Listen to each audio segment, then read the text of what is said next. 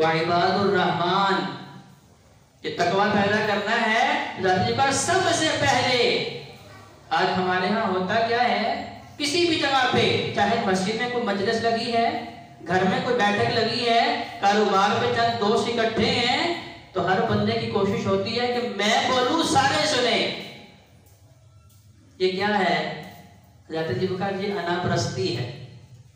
نبی کریم صلی اللہ علیہ وآلہ وسلم کی مجلس میں تو صحابہ بولتے ہی نہیں تھے، آقا علیہ السلام سوال کرتے ہیں لیکن وہ خاموش رہتے ہیں، ادب و احترام کی وجہ سے، عزت و توقیر کی وجہ سے، کہ کہیں نبی علیہ السلام کی موجودگی میں ہم بولنے اور گستاخی ہوئی تو ہماری ساری نیکیاں ضائع ہو جائیں گی۔ تو ذات جی کا یہی عزت و توقیر آج ہمیں اپنے مسلمان بہن بھائیوں کو دینی ہے، اپنے بڑوں چھوٹوں کو دینی ہے، انہیں اپنے سے بہتر سمجھنا ہے۔ اگر انہیں اپنے سے بہتر سمجھیں گے، عرش والا ہمیں سب سے بہترین کر دے گا،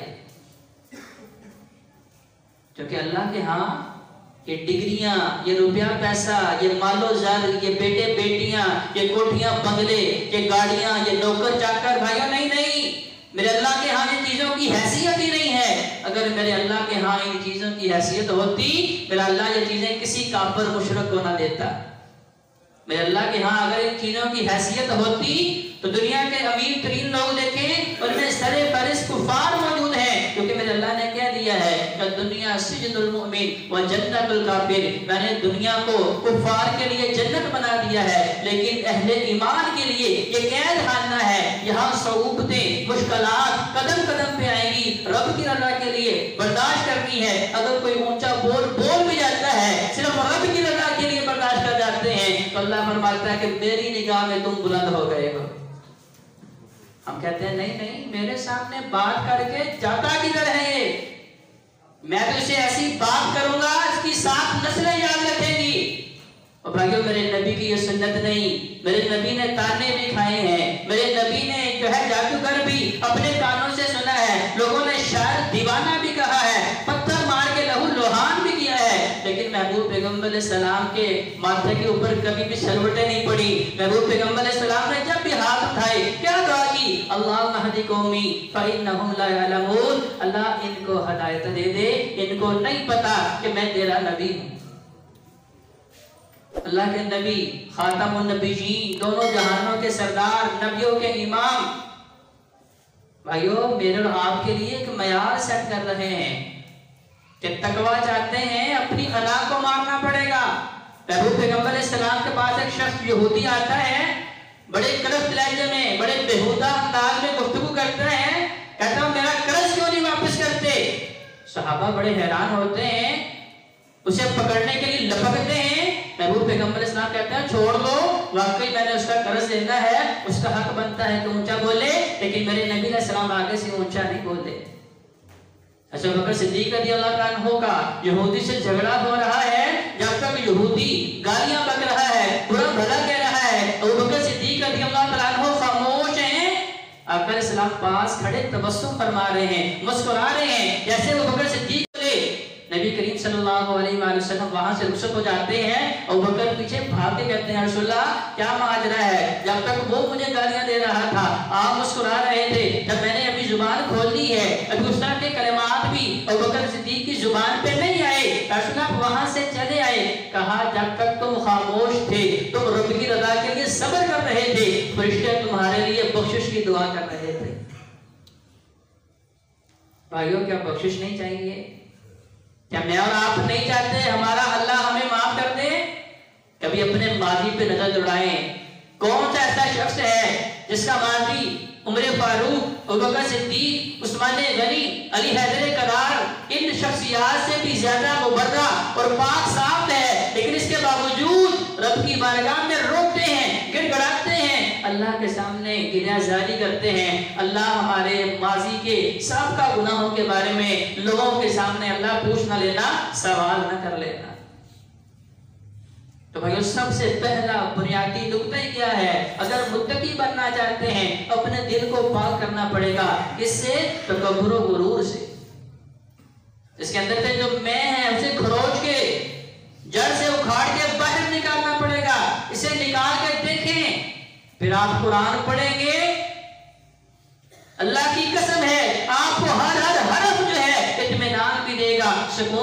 گا اور مزہ بھی دے گا، کیونکہ یہ قرآن اس کے اندر آج بھی وہی تاثیر موجود ہے جو آج سے 14-15 صدیاں پہلے موجود تھی۔ وجہ کیا ہے کہ ہم نے اپنے دل کو تو پاک کیا نہیں۔ نبی علیہ السلام نے 13 سال صحابہ کے دلوں پہ محنت کی، ان کے دلوں کو پاک کیا۔ اس کے اندر شرک کی نجاست نکالنا مقصود تھا، رسم و رواج نکالنا مقصود تھا، کیونکہ عرب کے اندر یہ بیماری بہت زیادہ موجود تھی، اب بھی موجود ہے۔ وہ اپنے مد مقابل کو کچھ بھی نہیں سمجھتے۔ آج بھی وہ اپنے علاوہ جتنے بھی لوگ ہیں انہیں اجمی کہتے ہیں۔ اجمی کا مطلب کیا ہوتا ہے؟ جسے بولنا نہیں آتا، گونگے لوگ۔ وہ سمجھتے ہیں کہ یہ سارے یہ تو جانور ہیں، ہمارے سامنے بولنے کے قابل نہیں ہیں۔ تو نبی کریم صلی اللہ علیہ وآلہ وسلم نے سب سے پہلی خوبی بتائی، اگر چاہتے ہو تمہارے دلوں میں اللہ کا خوف آ جائے، اللہ کا ڈر پیدا ہو جائے، سب سے پہلی خوبی یہ پیدا کرنی ہے، اپنے دل سے تکبر و غرور کو نکالنا ہے۔ اس کے بعد دوسری خوبی، چونکہ رمضان مبارک ہے تو اس کے حوالے سے گفتگو کروں گا۔ دوسرا عمل جس کے ذریعے تقویٰ بڑھتا ہے، خوف خدا بڑھ سکتا ہے، خشیت الہی بڑھتی ہے، فرمایا وہ روزہ ہے۔ روزہ جو سورہ بقرہ آیت نمبر 183 میں اللہ نے بیان فرمایا، لعلکم تتقون، لوگوں روزہ رکھو گے اس سے تمہارے دل کے اندر تقویٰ پیدا ہوگا۔ اللہ کو کیسے پیدا ہوگا؟ کیونکہ زیادہ جو کہا ہم نے صرف یہ ٹکڑا تو سن لیا، اسے پلے باندھ لیا اور اس پہ عمل کرنے کے لیے صبح فجر کے بعد کھانا چھوڑ دیا، پینا چھوڑ دیا، نفسانی خواہشات چھوڑ دی، مغرب تک یہ ساری چیزوں سے دور رہے، مغرب کے بعد جو ہے کھانا پینا شروع کیا، لیکن اس کے درمیان میں کچھ اور بھی چیزیں تھیں جو محبوب پیغمبر علیہ السلام نے کہا کہ یہ چیزیں بھی آپ نے نہیں کرنی، ان کے اوپر تو میں نے غور ہی نہیں کیا۔ کیا کہا تھا؟ محبوب پیغمبر علیہ السلام نے فرمایا کہ جھوٹ نہیں بولنا۔ حدیث قدسی ہے، اللہ تبارک و تعالیٰ خود ارشاد فرما رہے ہیں کہ ایسا بندہ جو روزہ رکھا ہے لیکن اس کے باوجود جھوٹ بولتا ہے، اللہ فرماتے ہیں مجھے اس کے بھوکے پیاسے رہنے کی قطعاً کوئی ضرورت نہیں ہے۔